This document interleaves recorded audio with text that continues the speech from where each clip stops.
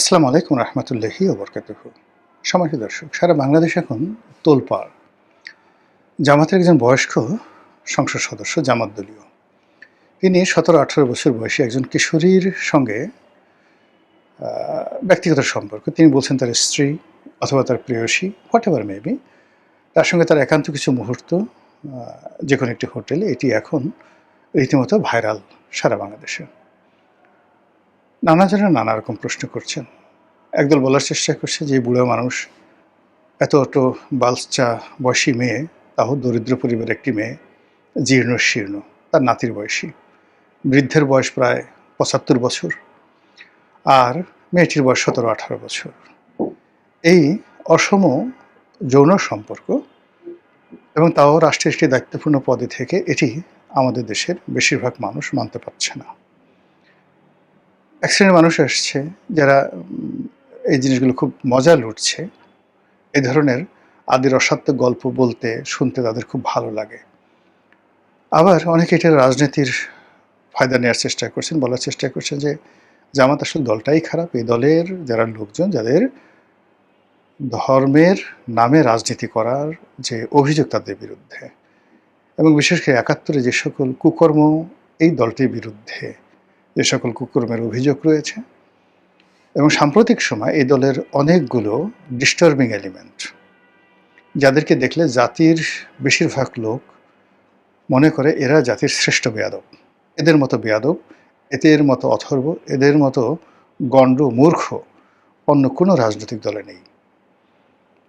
তো এইরকম লোকজন এই জুলাই আগস্ট বিপ্লবের পরে জামাতের A team, B team, C টিমের সদস্যরূপে এখন আমাদের এই সমাজে জামাতের রাজনীতি নিয়ে এতটা বিরক্তি উৎপাদন করেছে। এদের কথা বললে, জামাতের কথা বললেই সামনে চলে আসে ইল্লুর নাম, সামনে চলে আসে পিঙ্কুর নাম, সামনে চলে আসে আরও অনেক আজে বাজে, যাকে বলা হয় গণ্ডমূর্খের দল, বেয়াদব, অপদার্থ, অথর্ব, এবং মানুষকে অপমান করা যে লোকজনগুলো, যেগুলো আমাদের রাজনৈতিক কালচারে কখনো হয়নি। আমাদের এই সমাজে রাজনৈতিক বিরোধ, মারামারি, কাটাকাটি সব কিছু হয়েছে, কিন্তু তারপরেও কতগুলো জায়গা আমরা পবিত্রতা রক্ষা করেছি। এমনকি ধরেন গোলাম আজম সাহেব, তাকেও কিন্তু আওয়ামী লীগের লোকজন কখনো অসম্মান করে কথা বলেননি। তাকে নিয়ে কার্টুন হয়েছে, তাকে নিয়ে অনেক কিছু হয়েছে, কিন্তু সম্মানের জায়গাটা নষ্ট করা হয়নি। আবার জামাতের যারা প্রথম জেনারেশনের নেতৃবৃন্দ ছিলেন, যাদেরকে ফাঁসিতে চড়ানো হয়েছে, এবং এটা আমি মনে করি অবশ্যই আওয়ামী লীগের একটা ভুল সিদ্ধান্ত। তো সেই নেতৃবৃন্দ কারো মুখে আমরা কখনোই বঙ্গবন্ধু সম্পর্কে একটা বাজে কথা কখনো শুনিনি। কেউ বলতে পারবেন না, এটা সিঙ্গেল ওয়ান। সেই আলী হাসান মুজাহিদি বলেন, আব্দুল কাদের মোল্লা, এরপরে মীর কাসিম আলী থেকে শুরু করে যারা আছে, কিন্তু মীর কাসিমের সাহেবের পরিবর্তে ফাঁসি দিয়ে আমরা মীর কাসিমের ছেলে আরমানকে পেয়েছি। মীর কাসিমের স্যান্ডেলের ফিতা হওয়ারও যোগ্যতা আরমানের নেই। আমরা আলী হাসান মুজাহিদির মতো নেতাকে হারিয়েছি, কামরুজ্জামানের মতো নেতাকে হারিয়েছি। হোয়াট এভার মেবি তাদের ৭১-এর কী ভূমিকা ছিল, দ্যাট ইজ আলাদার পার্ট। কিন্তু তাদের জায়গাগুলোতে এখন সামনে যারা আসছে, মানে এদের না যায় দেখা, না যায় বলা, না যায় এক টেবিলে বসা, মানে একটা বিশ্রী অবস্থা তৈরি হয়ে গেছে রাজনীতির অঙ্গনে। এই বিরক্তি এবং ক্ষোভ উগরে পড়েছে এই বৃদ্ধ লোকটির যে যৌনকর্ম, সেই যৌনকর্ম যখন সামনে চলে এসছে, তখন এই পাবলিক পারসেপশনটা মূলত একেবারে শেখ হাসিনার বিরুদ্ধে যে পুঞ্জীভূত ১৫ বছরের যে ক্ষোভ, বিদ্রোহ, এটা যেভাবে রাজাকারের নাতিপুতির মাধ্যমে রাস্তায় উত্তপ্ত গলিত লাভারূপে যাকে বলা হয় পড়েছিল, ঠিক একইভাবে এই যে জামাতের এই ঘটনা, এরকম আরও ২-৪টি ঘটনা সামনে যদি ঘটে, আপনি দেখবেন যে কী পরিমাণ জনরোষ এই জামাতের লোকদের উপর আরোপিত হয়। কাজে এই বিষয়টা নিয়ে জামাত তার কৃতকর্মের ফল পাবে, অথবা জামাতের এই দুরবস্থার জন্য হয়তো আওয়ামী লীগই দায়ী। এই কারণ হলো নেতৃত্বের এই জায়গাগুলো তো আওয়ামী লীগই নষ্ট করেছে। আবার বিএনপির তো এখন যায় দেখেন, যে সমস্ত লোকজন বিএনপির রাজনীতিতে চলে আসছে, এর মধ্যে বিএনপির কিচেন ক্যাবিনেটে আছে জামাতের B team, C team, D team. বিএনপির মন্ত্রী পরিষদে আসে জামাতের গুপ্ত জামাতের A team, B team, C team. Tarique Rahman সাহেবের উপদেষ্টা মণ্ডলী থেকে শুরু করে মানে সবাই বিএনপির যারা লোকজন, ত্যাগী লোকজন, তারা সবাই বুঝতেছে কি সর্বনাশ ঘটে গেছে দলটির। যারা এই দলটিকে নেতৃত্ব দিতে পারতেন সেই গ্রুপকে প্রথম দফায় 111 শেষ করে দিয়েছে। আর দ্বিতীয় দফাতে তিলে তিলে এদেরকে শেষ করে দিয়েছে আওয়ামী লীগ। সমস্ত বড় বড় রাজনৈতিক নেতাদের মেরুদণ্ড ভেঙে দিয়েছে। ফলে কি হলো, একটা অরাজনৈতিক শক্তি, একটা ইম্পোর্টেড মানে আমন্ত্রিত, আমদানিকৃত যে নেতৃত্ব, সেই নেতৃত্ব এখন বিএনপির উপর জেঁকে বসেছে। এই নেতৃত্ব দিয়ে দীর্ঘমেয়াদে দলও চলবে না, সরকারও চলবে না। ফলে কি হলো, পুরো রাজনৈতিক অঙ্গনে এখন আপনি দেখতে পাবেন এই নারী কেলেঙ্কারি, হানি ট্র্যাপ, জুয়া, মদ, চাঁদাবাজি, মারামারি, কাটাকাটি, হানাহানি, একে অপরকে অপমান, এরকম অসংখ্য ব্যাধি করোনার মতো ছড়িয়ে পড়বে। এই বিষয়গুলো নিয়ে খুব বিস্তারিত আলোচনা করার দরকার না। আমি শুধুমাত্র এই যে বৃদ্ধের কিশোরী প্রীতি বা রাজনৈতিক ক্ষমতা ব্যবহার করে কিছু মানুষের যৌন লিপ্সা, বিকৃত যৌন মন মানসিকতা, এটার হাজার বছরের ইতিহাস আপনাদেরকে আমি বলবো। আপনারা যদি ভারতীয় সংস্কৃতি দেখেন কিংবা গ্রিক সংস্কৃতি দেখেন, সেখানে যে স্ক্যাপচারগুলো রয়েছে, অর্থাৎ মূর্তিগুলো আপনি রেখেছেন আজ থেকে 5000 বছর, 10,000 বছরের যে পুরনো মূর্তিগুলো, শিবমূর্তি, এখন তারা কী করতো, পুরুষের লিঙ্গকে পূজা করত, শিবলিঙ্গ। আচ্ছা, সেখানে আপনি দেখবেন বড় বড় মন্দিরে উলঙ্গ নারীদের ছবি এখনো পর্যন্ত রয়েছে, এবং যে মন্দিরে যত উলঙ্গ নারীদের ছবি, সে মন্দিরকে মনে করা হয় সবচেয়ে পবিত্র মন্দির। আচ্ছা, মন্দিরে পূজা করতে যাবে পূজারী থাকে, পূজারীরা সেখানে উলঙ্গ নারী মূর্তি কেন? এটা কি কেবলমাত্র ভারতে? না, এটা সেই জাহিলি যুগে মক্কাতেও ছিল। কাবা শরীফে যে 360টি মূর্তি ছিল, তার মধ্যে যে 3টি প্রধান মূর্তি, লাত, মানাত, উজ্জা, আপনারা জানেন যেগুলো নারী ছিল। এবং কাবা শরীফ যে তওয়াফ করতো নারী এবং পুরুষেরা, তারা উলঙ্গ হয়ে তওয়াফ করতো, ঘুরে ঘুরে উলঙ্গ হয়ে তওয়াফ করতো। সেখানে যৌনতাটা, প্রকাশ্য যৌনতাটা ধর্মের একটা মানে অনুষঙ্গ তারা বানিয়ে ফেলেছিল। এরপর আপনি যদি সেখান থেকে এসে ইউরোপে আসেন, গ্রিসে আসেন, সেই গ্রিক দেবতা থেকে শুরু করে যা কিছু পর্যন্ত একেবারে অষ্টাদশ শতাব্দী পর্যন্ত সেখানে ধর্মের সাথে উলঙ্গপনা। আপনি দেখেন হযরত দাউদ আলাইহিস সালাম, যে তাকে তারা ডেভিড বলে, মাইকেল অ্যাঞ্জেলো যে ডেভিড মূর্তিটা তিনি তৈরি করেছেন, পৃথিবীর সর্বকালের সেরা মূর্তি ইউরোপিয়ানরা একে বলে। মূলত আপাদমস্তক একজন নবীকে উলঙ্গ করে তার লিঙ্গটা অন্ডকোষ সহ একেবারে পুরো, মানে যাকে বলা হয় জন্মদিনের পোশাক পরানো একটা মূর্তি তৈরি করে ভ্যাটিকানের মধ্যে, মানে ওদের যে পবিত্র ভূমি, মক্কা যেমন মুসলমানদের কাবা শরীফ, তেমনি ভ্যাটিকান হলো খ্রিস্টানদের কাবা। এবং সেই খ্রিস্টানদের কাবাতে, ভ্যাটিকান সিটিতে, সেই হযরত দাউদ আলাইহিস সালামের ডেভিড মূর্তিটা ওখানে স্থাপন করা হয়েছে মাইকেল অ্যাঞ্জেলোর। এই হলো ধর্মের সাথে যৌনতা। আমরা যে বাংলা ভাষায় দেবদাস বা দেবদাসী হিসাবে যে শব্দগুলো ব্যবহার করি, আপনারা কি এগুলো একবার চিন্তা করেছেন? সেটি হলো যে কিছু মানুষ মানত করত, আমার যদি কন্যা সন্তান হয় তাহলে, বা পুত্র সন্তান হয়, তাহলে আমি সেই পুত্র এবং কন্যাকে মন্দিরে সমর্পণ করব।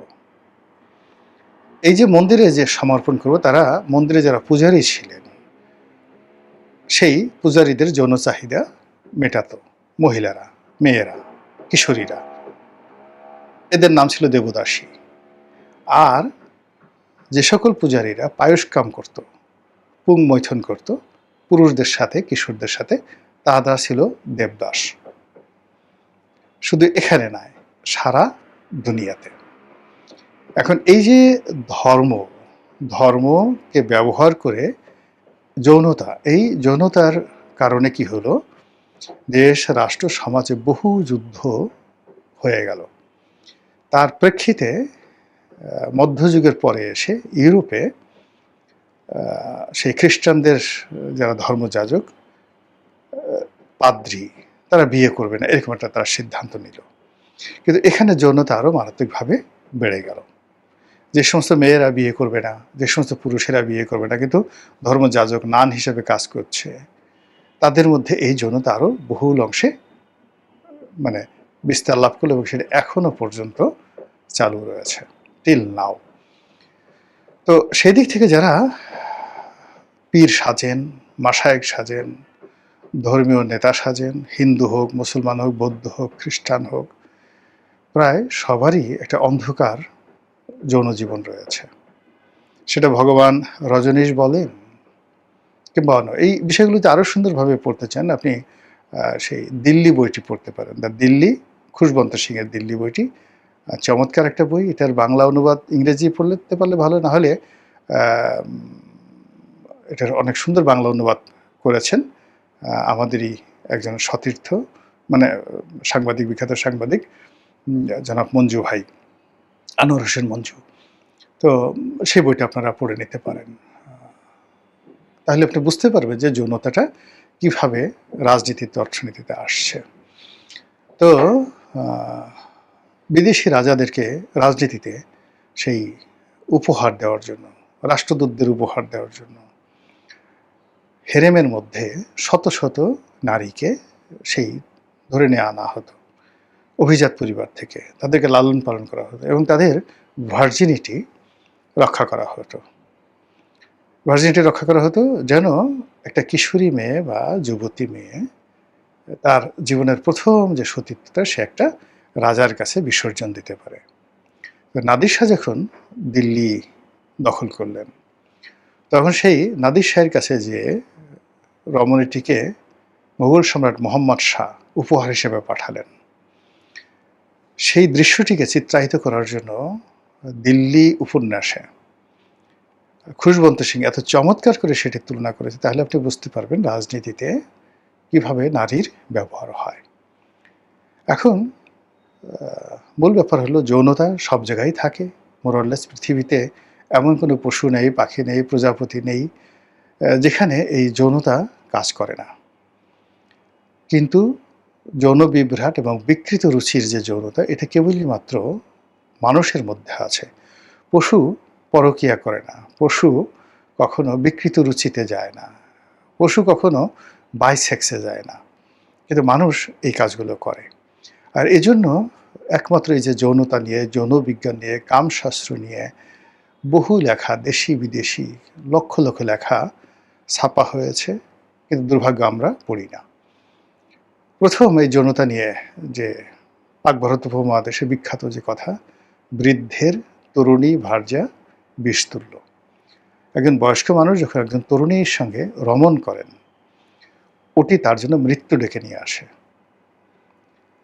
এটি ফিজিক্যালি, এর কারণ হলো একটা বৃদ্ধের যে যন্ত্রপাতি, তার হার্ট, কিডনি, রক্ত সঞ্চালন করার জন্য যে সমস্ত দেহের মধ্যে তারগুলো রয়েছে, এই জিনিসগুলো যখনই একটা তরুণীর সংস্পর্শে যায়, ওটা অনেকটা ইলেকট্রিফাইড হয়ে যায়, এবং এতে দেখা গেল যে সেই দুর্বল যন্ত্র যখন চলতে থাকে একবার, দুইবার, তিনবার, তখন তার আয়ু কমিয়ে দেয় এবং অনেক ক্ষেত্রে হার্ট অ্যাটাকের মতো ঘটনা ঘটে।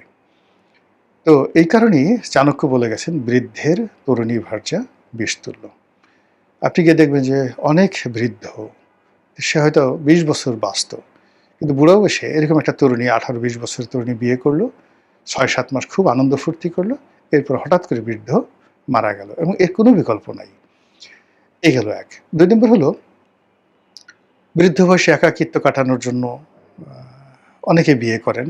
কারো স্ত্রী মারা যায়, কারো স্ত্রী বৃদ্ধ হয়ে যায়, তারপরে কারো কারো আসলে বৃদ্ধ বয়সে সঙ্গী সাথী সব কিছু দরকার। অনেকের যেমন মেমোরি লস হয়ে যায়, হাত পা কাঁপতে থাকে।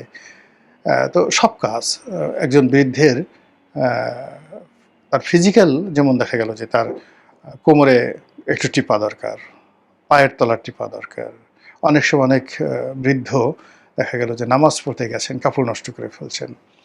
এরকম আসলে মানবিক কিছু সাহায্য সহযোগিতার জন্য অনেক ক্ষেত্রে এখন আমরা নার্স ব্যবহার করি, কিন্তু আবহমান পৃথিবীতে এখানে একটা বিয়ে-শাদীর একটা বিধান সমাজ কর্তৃক স্বীকৃত। এটা সব ভালো পরিবারগুলোতে এই জিনিসগুলো হয়, কিন্তু সেখানে একটা লেভেল থাকে। এটা অবশ্যই কোনো তরুণী নয়, এটা কোনো হোটেলে নয়। এই যে তরুণী বা হোটেলে, এগুলো ভুল সিদ্ধান্ত এবং এগুলো বিকৃত মন মানসিকতার, এবং ধর্ম এবং ক্ষমতাকে ব্যবহার করে এই কাজগুলো যারা করে, মানে তাদের কোনো অবস্থাতেই তাদের কর্মেও বরকত আসে না, এবং তাদের সারা জীবনের যে অর্জন, এই অর্জন এই ধরনের বিকৃত মন মানসিকতার মাধ্যমে শেষ হয়ে যায়। মহান আল্লাহ আমাদের সবাইকে হেদায়েত দান করুন এবং হেফাজত করুন। আসসালামু আলাইকুম ওয়া রাহমাতুল্লাহি ওয়া বারাকাতুহু।